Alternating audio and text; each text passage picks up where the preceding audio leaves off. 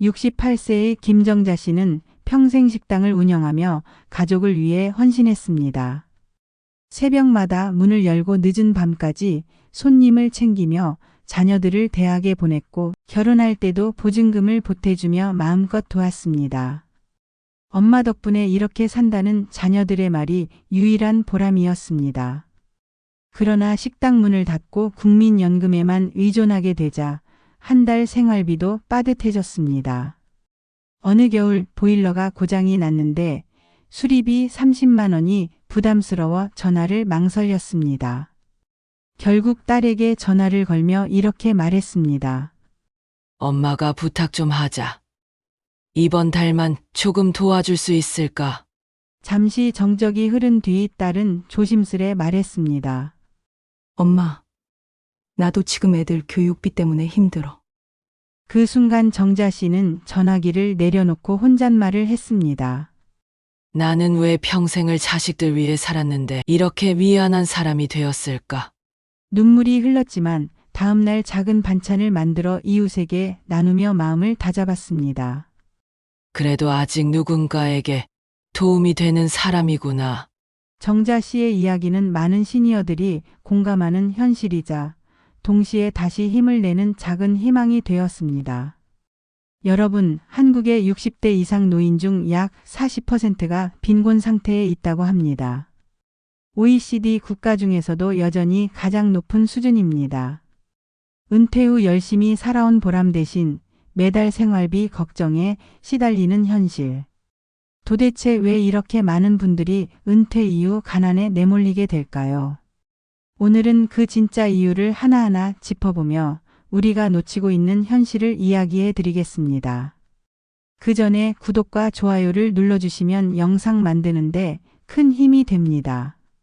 첫 번째 이유는 연금만으로는 부족한 현실입니다. 최근 발표된 자료에 따르면 국민연금을 받고 있는 노인들의 월 평균 수령액은 약 60만 원 수준입니다.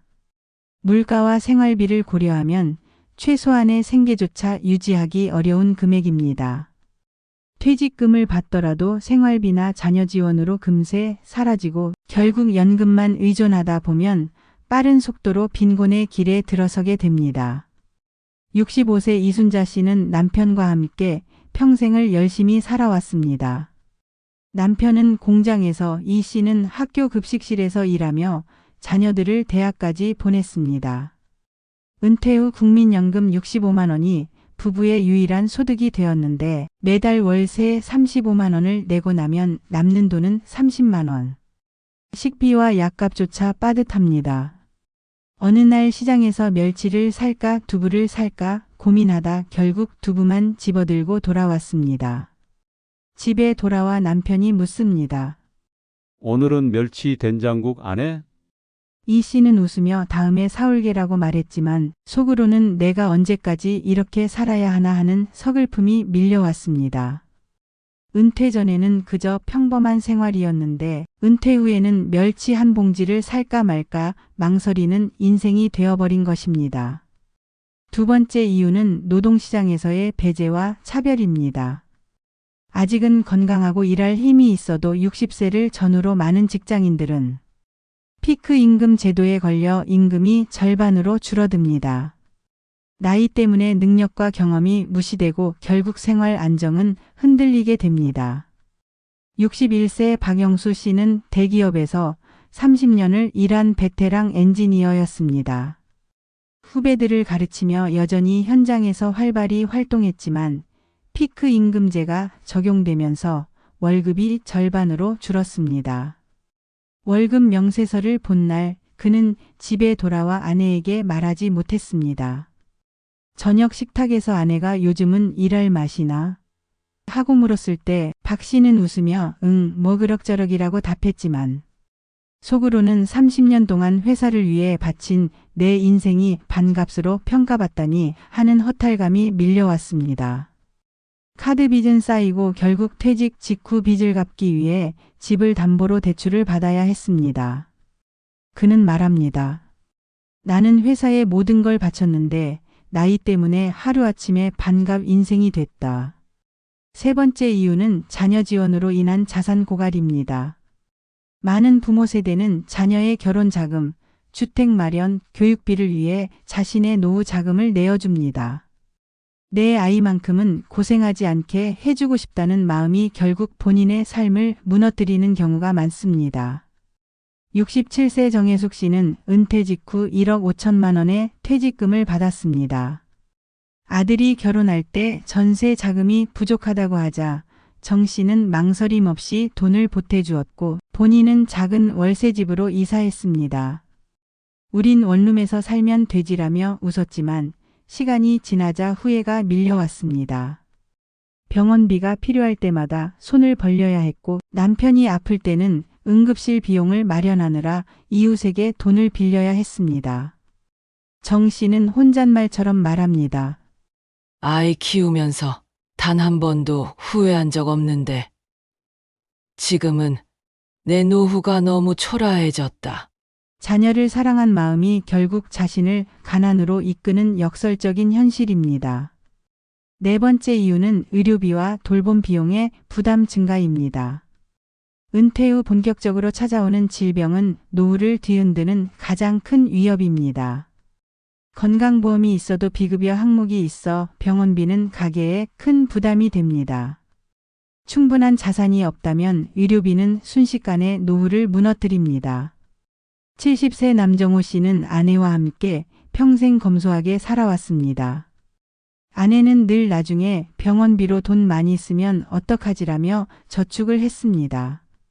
그러나 아내가 암 판정을 받으면서 모든 것이 바뀌었습니다. 수술비와 항암 치료비로 수천만 원이 들었고 결국 부부는 살던 집을 팔아야 했습니다.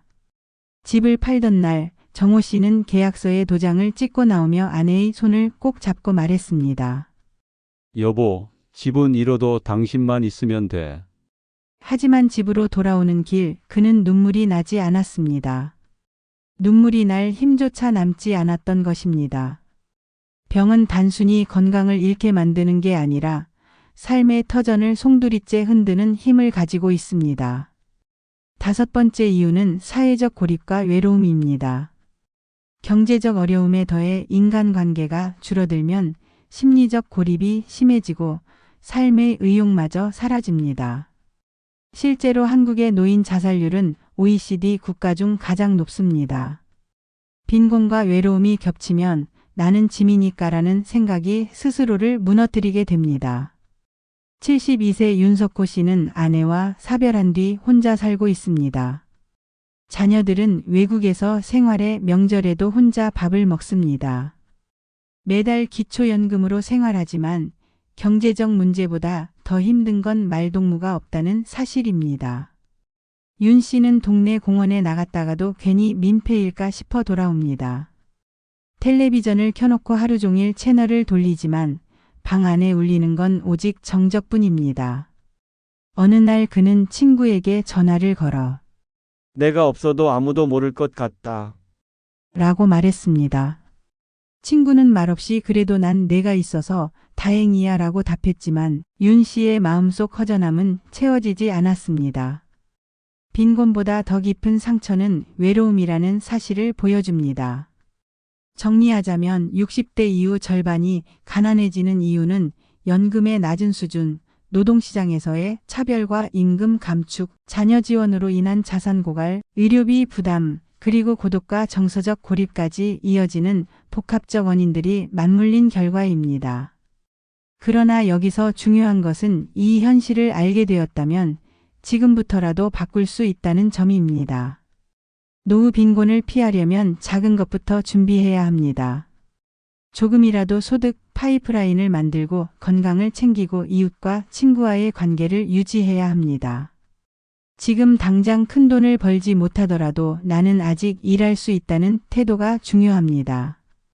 건강을 위한 작은 습관과 외로움을 덜어내는 사회적 연결이 바로 가난하지 않은 노후를 만드는 열쇠입니다. 여러분, 아는 것이 바꿀 수 있는 가능성의 시작입니다. 오늘 이야기 속에서 혹시라도 내 모습이 보였다면 지금부터 작은 실천을 시작해 보세요. 그리고 여러분만의 노후 공식도 만들어 보시기 바랍니다. 오늘 영상이 도움이 되셨다면 좋아요와 구독 부탁드립니다. 댓글에 여러분의 생각과 경험을 남겨주시면 서로에게 큰 힘이 될 것입니다. 노후를 지혜롭게 준비하는 여러분의 여정, 제가 계속 함께하겠습니다.